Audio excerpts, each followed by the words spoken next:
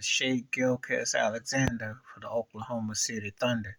Not too people's talking about it, but this cat should be an MVP consideration. I know they're about a game under 500, but who saw OKC as a play-in tournament threat? And Shea been going off. When I think about Shea Gilchrist-Alexander, I think about Bradley Beal, and I think about cat like when I mentioned that is a cat that's leading a team that is considered inferior, low budget.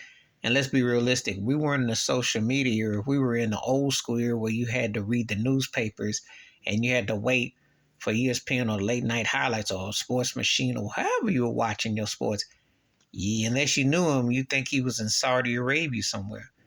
But Shea Gilchrist-Alexander is balling. This cat is putting up numbers. He should be in the top 5 or 6 consideration for MVP.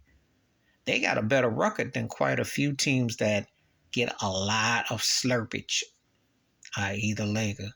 Because I'm watching, like they talk about this. This cat's been bringing it every night.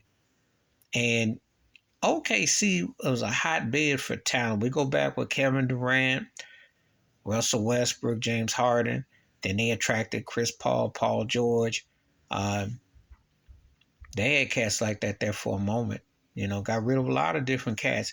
Just never had the right head coach and the right system. But definitely had some cats that definitely, showed something. Shea is balling.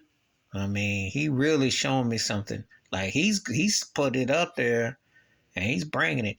If he gets any kind of a squad around him, he should be an all-star. I'm not watching that whack all-star game because I can't even hardly watch the NBA right now because it looks like one big all-star game. But I'm going to tell you something. This cat can play.